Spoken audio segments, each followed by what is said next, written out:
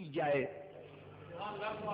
کوئی سبب سمجھ میں نہیں آتا کہ آل محمد سے کیوں دشمنی کی جائے. ان کی صفات بھی تقاضا کر رہی ہیں محبت کیجئے, حضور سے نسبت بھی تقاضا کر رہی ہے کہ محبت کیجئے, ان کے امت پہ احسانات بتا رہے ہیں کہ محبت کیجئے, ان کی قربانیاں کہہ رہی ہیں کہ محبت کیجئے. ہر حوالے سے ان سے محبت کا تقاضا ہے. لیکن امت نے جو سلوک آل محمد سے کیا ہے, وہ لوگ کہ جو دشمنان رسول تھے ان سے بھی مسلمانوں کا یہ سلوک نہیں رہا.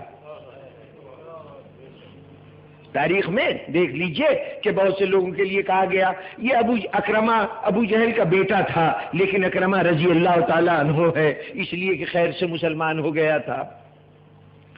ابو لہب کے 2 بیٹے مسلمان ہو گئے تھے تو اب وہ بھی رضی اللہ ہو گئے. کافروں کی اولادیں محترم ہو گئیں اسلام لا کے, اور رسول کی اولاد ہوتے ہوئے مسلمانوں کے ظلم و ستم کا نشانہ بنی. امت کا یہ رویہ کیوں؟ ایک بہت بڑا طبقہ امت کا صدیوں سے اس دشمنی کی تفصیلات آگے بات چلے گی تو انشاءاللہ بہت سے پہلو سامنے آئیں گے. یہ دشمنی ہمیں قدم قدم پہ نظر آتی ہے. تاریخی طور پر ایک دشمنی کا جو واضح مظاہرہ ہے وہ تو یہی کہ آل محمد میں ہمارے سامنے 10 پشتیں گزری, اور ان 10 پشتوں میں جو خاندان کا بزرگ ترین فرد تھا, جو نمائندہ آل محمد تھا, جو نائب رسول کی حیثیت رکھتا تھا, وہ سب کے سب امت کے ہاتھوں ظلم کا نشانہ بنے. سب منصب شہادت پہ فائز ہوئے نا. پورا سلسلہ امامت, اس کی تمام افراد جتنے دنیا کے سامنے آئے ہیں وہ سب کے سب دنیا کے مظالم کا نشانہ بنے. اور یہ ظلم کسی غیر نے نہیں کیے, اس رسول کی امت نے کیے جو رسول سے محبت کی دعوے دار ہے. تو یہ عجیب و غریب رویہ کیوں ہے؟ بس یہی رویہ زیر بحث ہے کہ یہ عداوت آل محمد کیوں, یہ دشمنی, اس کے اسباب کیوں, اس کے اسباب کیا ہیں, اس کے اوپر گفتگو مقصود ہے. انشاءاللہ سلسلہ کلام آگے چلے گا. لیکن قرآن مجید نے جو جواب دیا ہے وہ سورہ نساء میں میری اس الجھن کا جواب, میرے اس سوال کا جواب کہ آخر اس دشمنی کا سبب کیا ہے,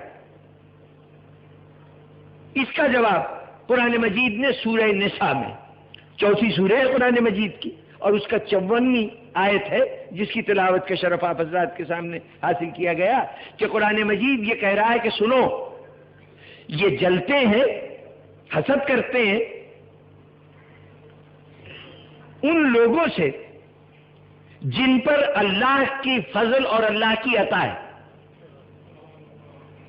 کچھ شخصیتیں ہیں, کچھ افراد ہیں جن پر اللہ اپنا فضل نازل کر رہا ہے, اپنی عطائیں اس کی طرف سے عطائیں ہو رہی ہیں, تو دنیا اس پر جل رہی ہے, حسد کر رہی ہے. یہ محسود ہے, نشانہ حسد ہے یہ ہستیاں, اور وہ حسد کرنے والے ہیں, حاسد ہیں. اچھا, پہلے تو یہ خبر دی گئی کہ کچھ لوگ ہیں جو ان سے حسد کر رہے ہیں. ان لوگوں کی تعداد نہیں بتائی گئی, ان کی کوئی قومیت, کوئی شناخت, کچھ نہیں بتایا گیا, صرف یہ بتایا گیا کہ وہ حسد کر رہے ہیں. یہ بتانے کے بعد کہ وہ حسد کر رہے ہیں, تو اب حاسد بنیادی طور پر دیکھیے, حسد ہمیشہ اچھائی پہ ہوتا ہے, برائی پہ نہیں. اگر کوئی آدمی غلط روی کر رہا ہے, غلط کام کر رہا ہے, اور اس غلط کام کے تحت وہ کچھ زندگی میں کسی قسم کی بھی کوئی کامیابی بھی حاصل کر لیتا ہے, اس پر دشمنیاں پیدا ہوتی ہیں, مخالفتیں پیدا ہوتی ہیں, لیکن وہ مخالفتیں برحق ہوتی ہیں. کسی کی برائی کے رد عمل میں پیدا ہونے والی مخالفت برحق ہے, کیونکہ یہ تو برائی کے خلاف جنگ ہے نا. حسد کب ہوتا ہے؟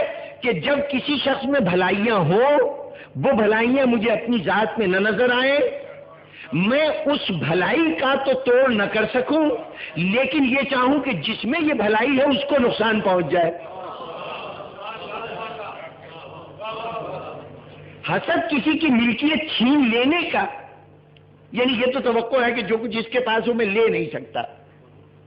کوئی شخص خدا نے اس کو اچھی صورت دی ہے اور میں آئینے میں دیکھتا ہوں تو اپنے وجود سے شرمندگی محسوس ہوتی ہے.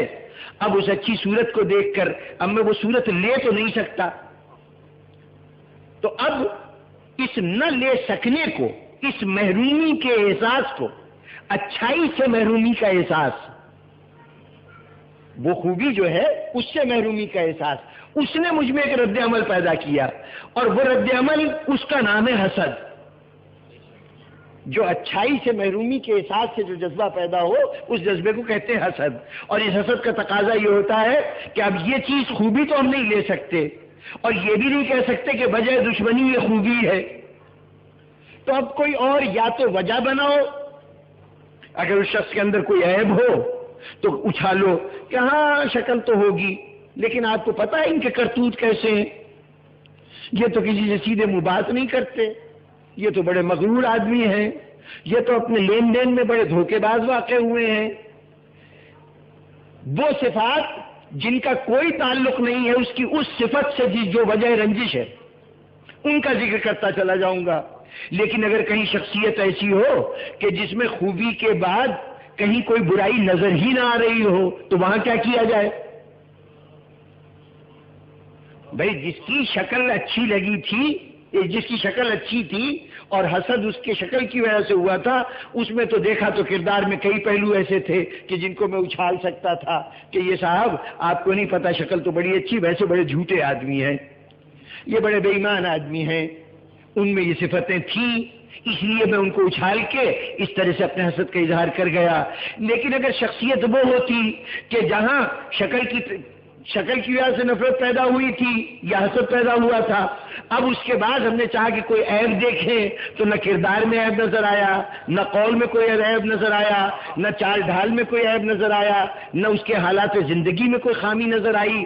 جب ہر خامی سے پاک نظر آئے تو اب حسد کیسے ظاہر ہو؟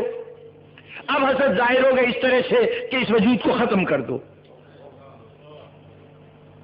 اگر اس کے کردار کو مسخ کر کے دنیا کے سامنے پیش کیا جا سکتا تو پیش کر دیتے، لیکن اگر وہ بھی ممکن نہیں ہے تو اب ایک ہی طریقہ ہے حسد کے اظہار کا کہ جو کوئی مقابل ہے اس کو ختم کر دیا جائے. بس یہ سمجھ لیجئے کہ اگر امت نے آل محمد کو مسلسل ختم کرنے کی کوشش کی ہے تو اس سے دو چیزیں ثابت ہوتی ہیں. ایک تو یہ ثابت ہوتا ہے کہ یہ جو دشمنی ہے، یہ جو عداوت ہے، اس کی بنیاد آل محمد کی کوئی خامی نہیں ہے بلکہ وہ خوبیاں ہیں کہ جس سے امت کو حسد ہے.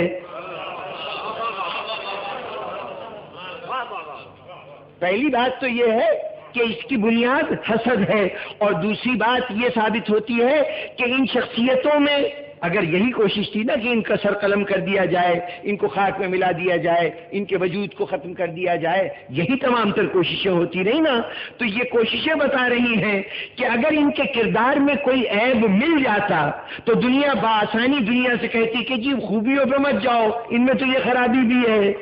جب خرابی کے تذکرے کے بجائے ان کو مٹا دینے کی کوشش ہو رہی ہو تو مٹا دینے کی ہر کوشش اس بات کی دلیل ہے کہ ان کے کردار میں امت کو تلاش کے باوجود کوئی عیب مل نہیں سکا.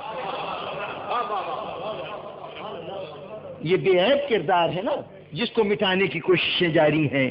اور بزرگان گرامی، مجھے آج خصوصیت سے ایک حوالے سے گفتگو کرنی ہے، باقی انشاءاللہ تفصیلی باتیں آئندہ ہوتی رہیں گی، تو ذرا سے یہیں پر دیکھ لیجئے کہ ایک طرف مٹانے کی کوششیں ہیں لیکن قرآن کی آیت کے تیور کیا ہے؟ یہ لوگ، یہ دنیا، اہل دنیا حسد کر رہے ہیں اس بات پر کہ اللہ نے اپنے فضل سے کچھ لوگوں کو کچھ عطا کیا ہے، اس پہ حسد کر رہے ہیں. تو سنو، اب یہ اللہ ہی تھا کہ ایک طرف حاسد کو پتا ہے کہ یہ صفات سے حسد کرتا ہے، خوبیوں سے حسد کرتا ہے، یہ بھی جانتا ہے اللہ کے حاسد ہیں، اس کے باوجود اب کہتا ہے کہ سنو، تم یہی چاہتے ہو نا کہ ان میں یہ جو خوبیاں ہیں، جو کمالات ہیں، نہ رہیں، تو اچھا سنو، ہم ایک فہرست دے رہے ہیں کہ ان کے خزانے میں کیا کیا ہے. چور سے بتایا جا رہا ہے، ڈاکو سے بتایا جا رہا ہے کہ کون کون سا خزانے میں مال ہے. پتہ یہ پتہ بتا رہے کس کے پاس ہے؟